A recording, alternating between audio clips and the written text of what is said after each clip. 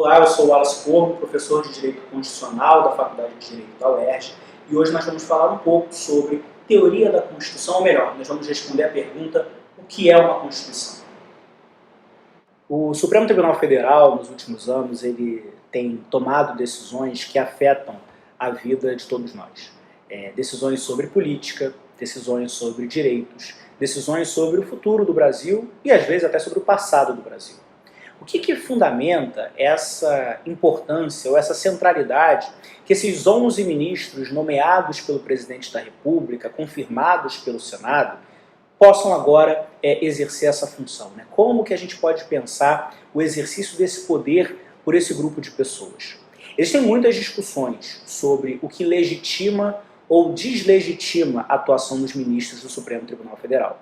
Mas o que a nossa Constituição diz, no artigo 102 do seu texto, é que o Supremo Tribunal Federal é o guardião da Constituição.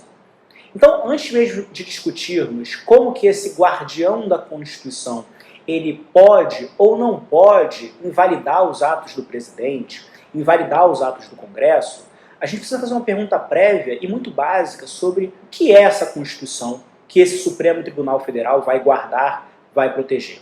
A gente sabe que em 1988 o Brasil aprovou a Constituição que vige, né, que é válida, que se aplica até hoje.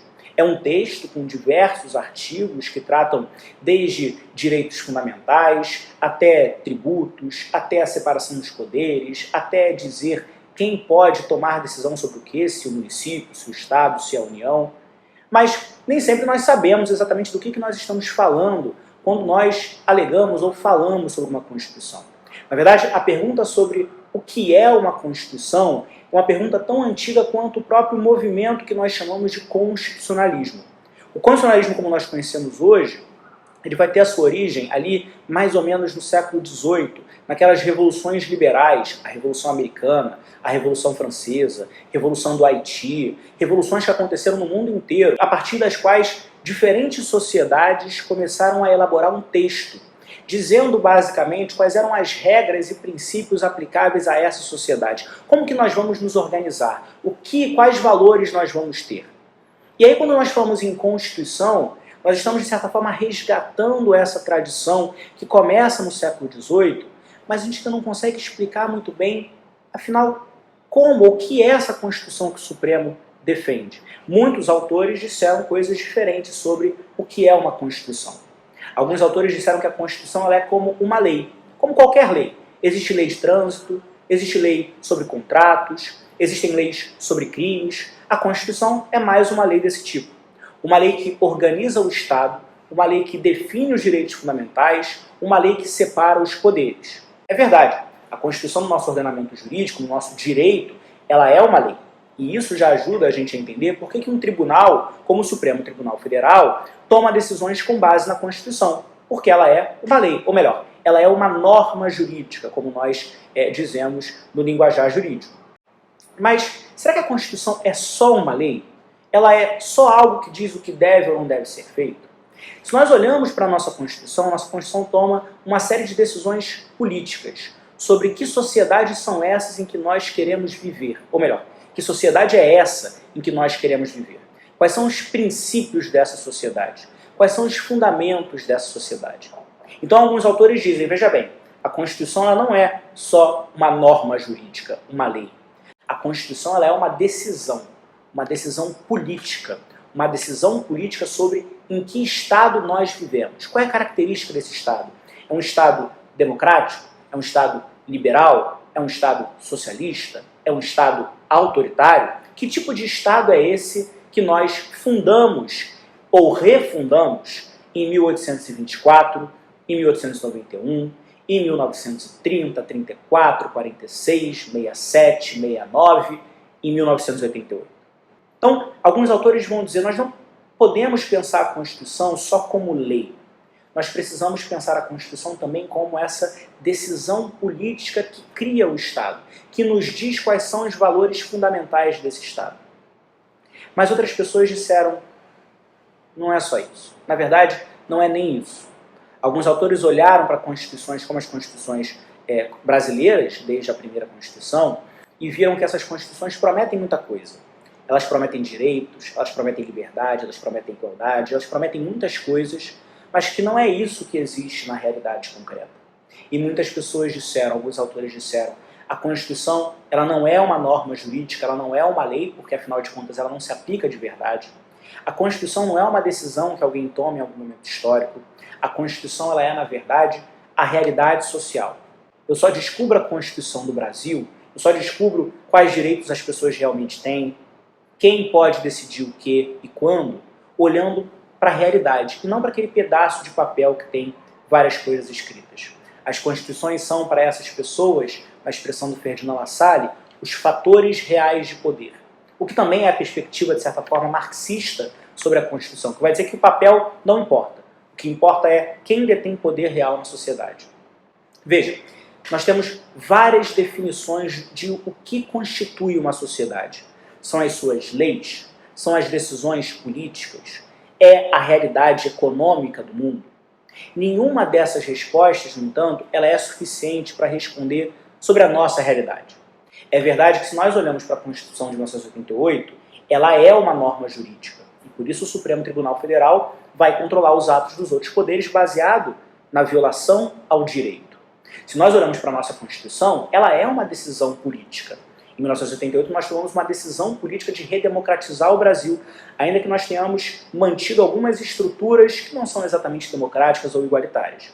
Se nós olhamos para a Constituição de 1988, de fato existe uma distância entre o que ela promete em termos de igualdade, o que ela promete em termos de direito e a realidade concreta em que algumas pessoas detêm poder independentemente do que diz o texto constitucional. Mas hoje, ou melhor, nos últimos 30 anos, o que tem se desenvolvido no Brasil é uma ideia de pensar a Constituição a partir de todas essas teorias. De pensar uma Constituição que promete mais do que ela entrega. Mas não porque ela é cínica ou porque ela mente para as pessoas. Mas sim porque a Constituição ela traz para nós uma série de aspirações. A Constituição brasileira ela aspira a uma sociedade em que homens e mulheres são iguais. A uma sociedade em que não existe discriminação com base na origem, no sexo, na sexualidade, no gênero, na classe social, na raça de uma pessoa. A Constituição brasileira ela aspira a uma sociedade em que todos têm direito à educação, à saúde, a lazer e moradia.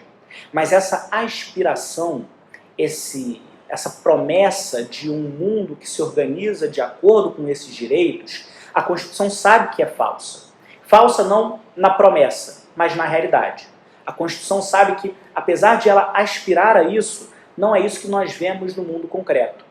Como, então, que a gente pode pensar uma Constituição que aparentemente mente para nós? O que nós vamos pensar a partir dos últimos 30 anos, e essa é a tradição do pensamento da Faculdade de Direito da UERJ, é a ideia de que a Constituição ela faz uma promessa que a sociedade precisa buscar cumprir. A Constituição é uma mistura de uma realidade que deixa a desejar com um direito que manda que essa realidade se transforme. A Constituição é o encontro entre a normatividade, que diz o que deve acontecer, e a realidade, que diz como as coisas são. E a realidade só se encontra com a normatividade, ou seja, a sociedade, a realidade dos fatos, a vida de cada uma das pessoas, ela só se transforma naquilo que a Constituição promete. Uma pessoa desempregada, ela só vai atingir o direito do trabalho. Uma pessoa negra só vai atingir um ideal de uma sociedade antirracista. Uma pessoa indígena vai ter seus direitos respeitados nos termos da Constituição a partir do momento em que a sociedade se engaja para transformar essa sociedade naquilo que a Constituição prevê. Então, o que é a Constituição? A Constituição não é uma coisa só. A Constituição, no Brasil, ela é uma norma jurídica que manda o poder público, manda ao poder público fazer certas coisas, tomar certas medidas, para transformar uma sociedade desigual, uma sociedade que tem muitas injustiças, uma sociedade que convive ainda com várias formas de autoritarismo, numa sociedade democrática, numa sociedade igualitária, numa sociedade que é comprometida com os direitos fundamentais. E para isso acontecer, nós precisamos de algumas coisas. Nós precisamos, em primeiro lugar, de instituições que atuem para fazer valer essa Constituição. O Poder Executivo, dos governadores, dos prefeitos, dos presidentes. Nós estamos falando do Poder Legislativo, da Assembleia Legislativa de cada estado, das câmaras municipais, do Congresso Nacional, e nós também estamos falando do Judiciário. Voltamos então para a nossa primeira pergunta: por que o Supremo decide tanto? Porque o Supremo é uma das vias, um dos caminhos pelos quais diferentes grupos sociais buscam fazer com que a Constituição, aquela promessa, seja cumprida. É claro que cada pessoa pode interpretar essa promessa de uma maneira diferente, mas o caminho para essa transformação, ou um dos caminhos, é o caminho judicial. Mas não bastam as instituições para nós definirmos o que é uma Constituição ou como ela se realiza. As instituições só vão poder realizar a Constituição se a sociedade estiver atenta à Constituição que tem. A Constituição em si, a Constituição de 88, é um conjunto de palavras.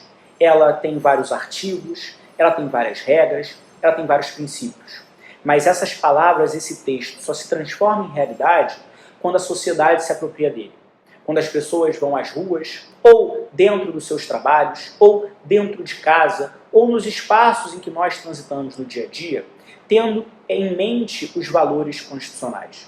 Quando nós pegamos a promessa de igualdade entre homens e mulheres, nós transformamos o nosso ambiente de trabalho, ou nós exigimos no nosso ambiente de trabalho uma igualdade entre homens e mulheres. Quando nós olhamos para a promessa de uma sociedade que combate o racismo, e nós, na mesa de bar, nos levantamos contra uma piada racista, ou nós, no ambiente de trabalho, na escola, na faculdade, no dia a dia, nos levantamos contra essas práticas que ainda existem no Brasil hoje. A Constituição, ela não existe sozinha, ela não existe parada num pedaço de papel. Ela existe a partir de pessoas em movimento, junto com instituições que são pressionadas para transformar a realidade social. Se o Supremo vai resolver nossos problemas? Provavelmente não. Mas quem vai resolver nossos problemas, na verdade, é uma sociedade em movimento, que esteja em contato e que pressione o Supremo Tribunal Federal, o Poder Legislativo, o Poder Executivo, municipal, estadual, federal, para aí sim nós podermos encontrar e tentar descobrir uma Constituição verdadeira. Um encontro entre as promessas e aquela realidade que ainda precisa que aquelas promessas sejam cumpridas. É isso que nós fazemos no dia a dia de uma faculdade de Direito. Nós buscamos a forma pela qual é possível, talvez, transformar aquelas promessas em realidade.